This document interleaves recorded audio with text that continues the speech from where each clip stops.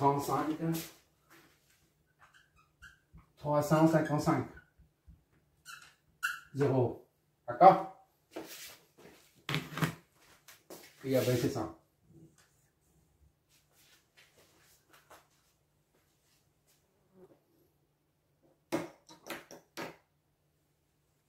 Bon, à partir de là, on en déduit ICD. ICD, là, c'est là, moins IAB sur N. Moins ça. Moins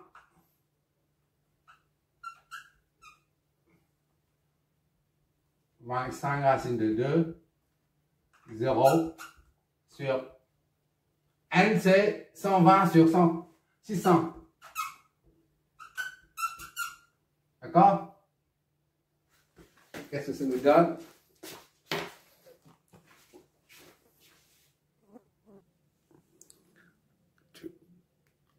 Ok, vu. Ça donne ça. Donc, c'est déphasé là. Moins. Modulo efface, tu verras, c'est. Voilà. 180. 176 et 180 degrés. Donc, tout ça. Là, c'est égal à moins 116.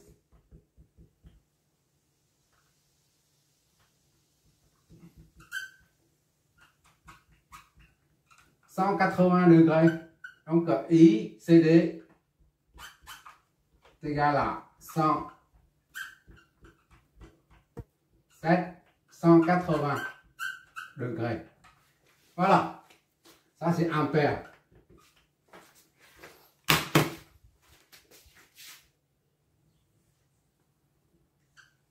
Là, c'est avec la phase. Ça, avec la phase aussi. D'accord?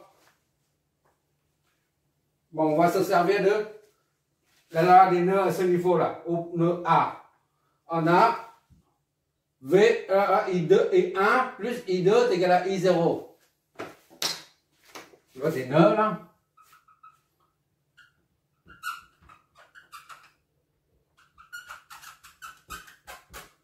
I1, I0 est égal à I1 plus I2. C'est ça, hein? Oui, I1 plus I2.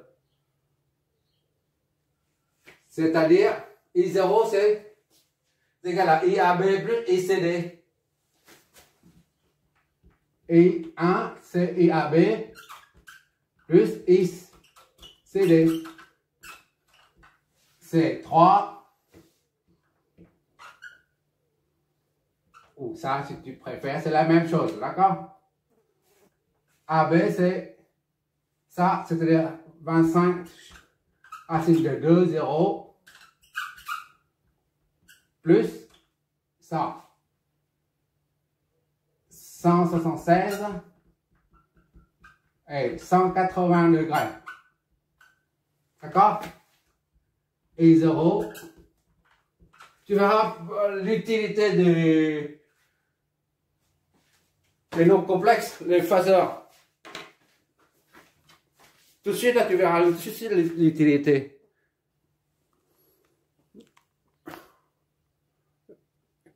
« 25 racine de 2, phase 0, plus ce qu'on vient juste de trouver, ICD. » D'accord? Et ça nous donne ça. Module des phases, ça fait moins 141, 42. Ça fait déphasé de 180. D'accord? On va noter tout ça. Et O, I0, c'est 141, 422, 180 degrés. Ampères. Ce sont des ampères, des amplitudes. D'accord, merci là. Mais merci et merci là, c'est pas des valeurs efficaces. À quoi ça sert de calculer ça? Ouais. Il y a un but pour ça, un objectif. J'ai repris ce schéma-là, je le mets là, je le mets là, 2 fois dessus. Pourquoi on a utilisé ces modules et phases? Tu as bien vu tout à l'heure, on a supposé qu'on était on a supposé une alternance quelconque. D'accord? Que ce soit l'alternance soit positive ou négative, ça n'a pas d'importance. Et on se dit, voilà, pendant l'alternance N, le courant I0, I1 et I2 s'orientent de cette façon-là. D'accord? Et on a calculé tout ça en s'appuyant sur l'alternance supposée N. C'est-à-dire I0, et on a trouvé tout ça. I0, c'est il y a 180 degrés là. Ça, ces trois valeurs-là correspondent à l'alternance N supposée des deux débuts. D'accord? Or, on a mis I0, on a supposé I0 dans ce sens-là. Et maintenant, on voit un déphasage. Donc, c'est dans l'autre côté, vers l'autre côté. I0, c'est comme ça. D'accord? I0, c'est comme ça. C'est 0 degré. C'est 141,4 et 0 degré. D'accord? Puisque dans le sens contraire. Et ICD, c'est 180. C'est dans le sens contraire. Il y a un déphasage. Ça, c'est pendant l'alternance N. D'accord? 180. ICD, on a supposé CD dans ce sens-là. Maintenant, il faut réorienter. ICD ou ici, c'est la même chose. ICD. C'est 176, 700. Allez, hop. 0. Tu as rappelé tout à l'heure, on a supposé IAB 0 là. La tension aussi là, c'est 0 là. Et enfin, IAB. IAB, c'est d'ici à là. IAB, il n'y a pas d'inversion du sens du courant AB. AB, c'est I1 là. Donc, IAB va comme ça. Toujours de A vers B. D'accord? IAB. AB. Voilà. Là, 35,355, 0. Voilà. Ça, c'est l'alternance N. N. D'accord? Et maintenant, l'alternance N plus 1, et bien c'est, tout ça change. N plus 1, alternance N plus 1. D'accord? Et bien, ça va dans l'autre sens. C'est le courant sinusoïdal. D'accord? Plus, moins, ou moins, plus. Maintenant, c'est I0, c'est dans ce sens-là. 141,4. C'est ça, hein, 42. Et 180 degrés. Ça s'inverse. Et là, ça sort. Ici, là. Et CD est égal à 176,700. 180. D'accord? Et là, ça va vers le haut. Et AB. Maintenant, c'est 0. 180 aussi. AB est 35,355. 180. C'est-à-dire l'alternance N, le courant, pendant l'alternance N, le courant I, somme, est égal à ça, plus ça. D'accord? L'alternance N plus 1, c'est pareil. ICD est égal à ça, plus ça. Pourquoi on doit détailler tout ça? Parce que dans un autotransformateur, il arrive très souvent de voir un autotransformateur où la bobine, le diamètre des câbles de la bobine primaire ou secondaire sont différentes à cause de l'intensité qui circule dedans. Tu vois, bien ici, il n'y a que 35 ampères. Ici, il y a 176 ampères. C'est beaucoup. Ça signifie que le diamètre de la bobine, le diamètre de chaque conducteur, la bobine est comme ça, là. Voilà.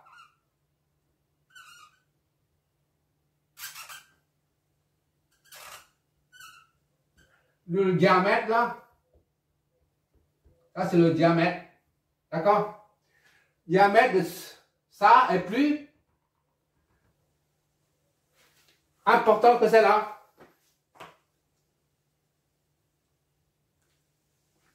On voit très souvent dans un autotransformateur, le diamètre des câbles est différent d'une bobine à l'autre. Et seulement avec le déphasage qu'on voit. Avec, lorsqu'on calcule avec ça, on voit mieux. La première fois que j'ai ouvert un transformateur, autotransformateur, j'ai vu que le diamètre des fils ici, là, qui forment la bobine ici, là, est différent de celui qui forme la bobine du primaire. Et j'ai pas compris pourquoi. Et maintenant, grâce à ça, là, on voit. ICB. Tu vois là, avec la supposition, on a I0 est égal à ça, ICD plus AB. D'accord? Mais une fois calculé les phases, moduler les phases, ça ne correspond plus du tout à ça. C'est plutôt ICD qui est la somme de ça plus ça. D'accord? ICD est égal à la somme de ça, de I1 plus I0. ICD est égal à la somme des deux là. ICD qui sort est égal à la somme des deux qui entrent. D'accord? 141,4 plus 35,3 c'est égal à ça. D'accord? Mais on a supposé dès le début que I0 est égal à I1 plus ICD. D'accord? La supposition est fausse, mais il faut bien supposer, il faut une base dès le départ. On s'appuie sur la base pour raisonner. Donc, dans l'avenir, si tu ouvres un autotransformateur et tu vois que les diamètres des câbles sont différents, les diamètres des bobines sont différents, eh ben, tu n'auras pas de surprise. D'accord? Maintenant, la puissance maxi. On sait tout de suite, c'est ça. VF, on a dit VF fois IF, c'est ICD fois VA. On a fait tout à l'heure. Bon, je vais effacer ça. Je vais effacer ça. Je vais voir. On va déterminer maintenant la puissance apparente maxi disponible aux bornes de sortie dB. D'accord? S est égal à V out efficace fois I CD efficace. D'accord? Voilà. Plus d'encre.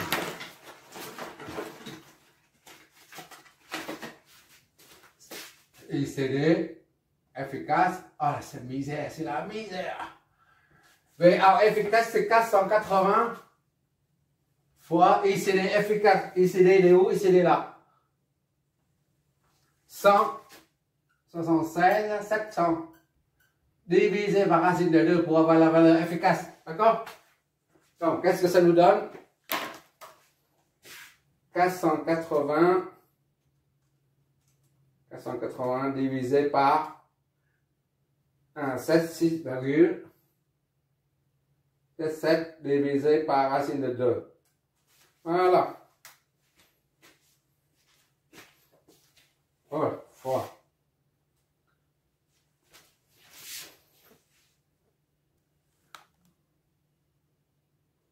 Oui. 500 000 volts ampères, 60 kA volts ampères, d'accord?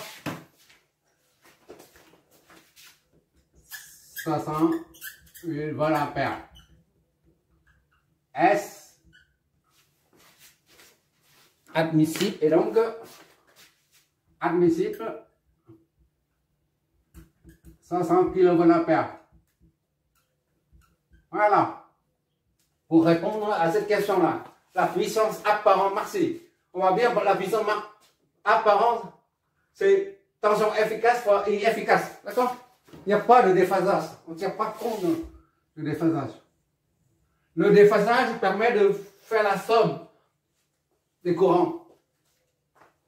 Et quoi encore? Déterminer la charge qui correspond à cette puissance-là, qui consomme cette puissance. S est égal RI au carré. D'accord?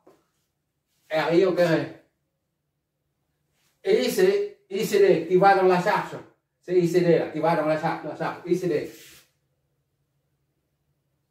Là, comme il s'agit de la puissance apparente, ce sont des valeurs efficaces qu'on a à faire. Donc, c'est ICD efficace au carré. D'accord?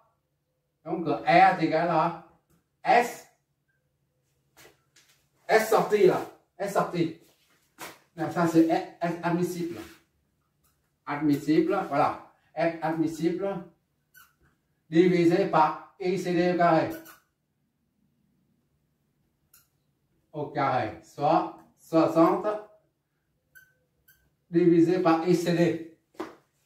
Ça au carré.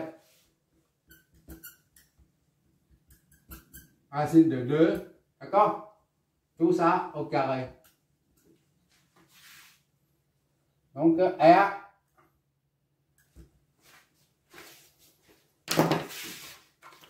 On va vérifier. Voilà, ça va nous donner la valeur de la charge, valeur de résistance de charge. 3,84. D'accord? 3,84 ohms. 3,80.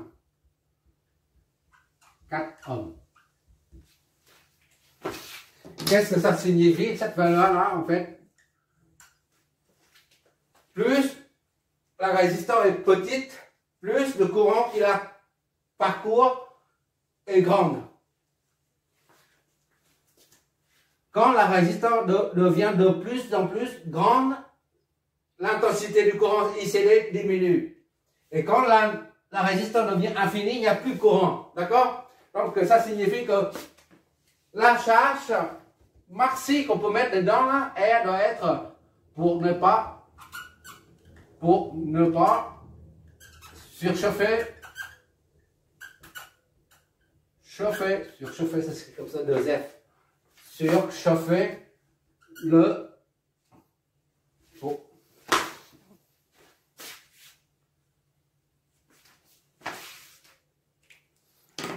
pour ne pas provoquer une surchauffe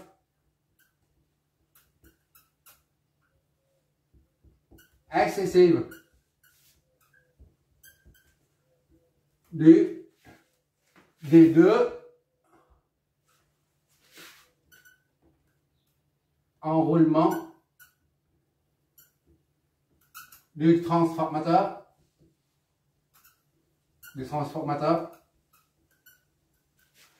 R doit être supérieur ou égal à 3,84 ohms. D'accord? R est égal à 3,84 ohms. Cela signifie qu'on reste dans le cadre de 15 kVA pour chaque enroulement. S1 est égal à S2 est égal à S est égal à 15 kVA. D'accord? Et S sorti là, S sorti est égal à 60 kVA. D'accord? Autrement dit, on a quadruplé la puissance du transformateur conventionnel qui est de 15 kVA. Normalement, on n'a que 15 kVA disponible, mais là, grâce au câblage en autotransformateur, on obtient 60 kVA à la sortie. D'accord? On a quadruplé en fait.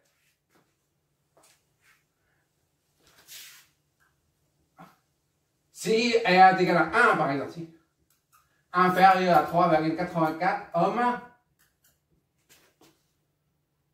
O. Par exemple, R est égal à 1 ohm par exemple. Qu'est-ce que ça nous donne? Est-ce qu'on va dépasser la capacité? On va bien voir, on va calculer ça. On met ça au côté. Pour R est égal à 1 par exemple.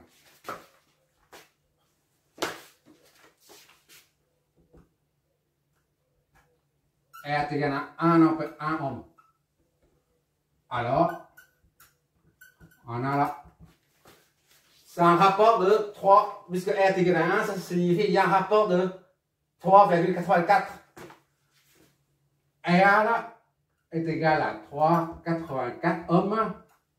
On a S1 est égal à S2 est égal à 15.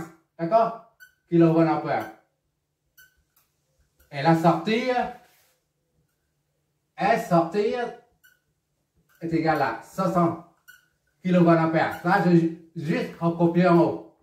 Et maintenant, pour R est égal à 1, R est égal à 1, ça signifie un rapport de division. 3,84 divisé par, ça c'est ohm, divisé par 3,84, ça donne 1. D'accord? En conséquent, il faut multiplier ça par le même coefficient. R1 est égal à R2, S1 est égal à S2 fois 15 kVA fois 3,84. D'accord? Et sortie, c'est S sortie est égal à 60 fois 3,84. Qu'est-ce que ça nous donne? Pour R est égal à 1 ohm, on a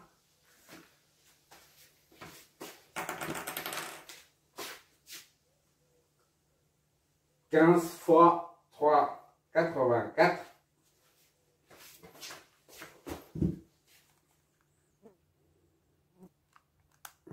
« 57, d'accord? 57,6. S1 est égal à S2. D'accord? 57,6. Donc supérieur à S là. S qui est 15. Supérieur à 15 kVA. S sortir 60 fois 3,84. 60 kVA fois 230,4 kVA.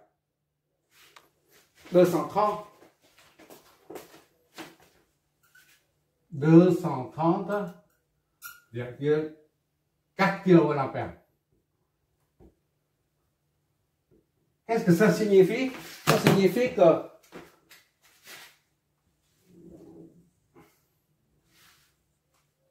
pour que lorsque R est égal à 3,80 supérieur ou égal à 3,84 ohms, le transformateur ou l'autotransformateur, c'est pareil au même, fonctionne normalement. Il n'y a pas de surchauffe excessive. D'accord? Mais dès que quand la résistance de charge est à 1 ohm, et ben ça dépasse complètement. C'est 15 kVA seulement. Mais là, il va dire parce que le courant sera trop important. La puissance au primaire comme au secondaire extra est égale à 57,6, c'est supérieur à 15 kVA. Ce qui provoque une surchauffe. D'accord? Et le transport sera détruit. Les deux enroulements seront détruits. Le constructeur nous donne ça pour dire, voilà, il faut limiter la puissance non pas à la sortie, mais la puissance de chaque absorbée ou fournie par chaque enroulement du transformateur. Là, ça correspond à ça et ça. La puissance emmagasinée par chaque bobine est limitée à 15 kVA. Ici, on a 15 000 VA, d'accord? Là, c'est bon. Et on obtient 60 kVA. On n'a qu'à quadrupler la capacité réelle. Mais ça provoque pas de surchauffe. Tandis que là, si on règle la charge à 1 ohm seulement, alors là, on obtient 230,4, mais quelques secondes seulement. Parce que après, ça va court-circuiter à cause du, comment dire, la peinture on appelle ça, c'est pas la peinture, mais c'est bref, c'est la peinture de couleur rouge, ou rouille, qui enveloppe tous les bobines.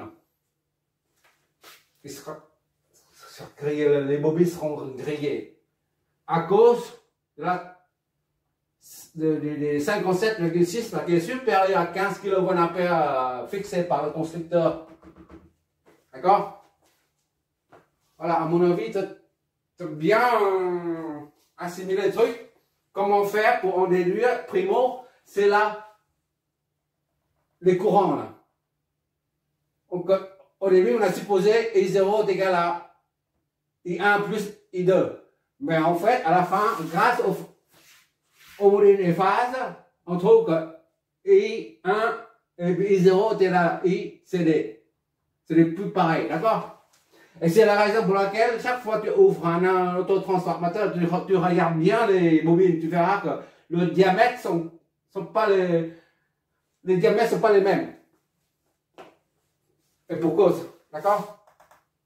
Et la puissance disponible, puissance fixée par les constructeurs, la puissance S est à respecter. Lorsqu'on veut augmenter via la tension, via un câblage en autotransformateur, abaisseur ou élévateur de tension, il faut toujours observer cette énergie, cette puissance.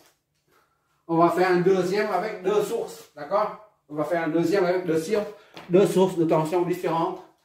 Par exemple, ici 600, au lieu de 600, et ben au 120, on n'a que 30 volts par exemple. Et on va voir ce que ça donne à la sortie.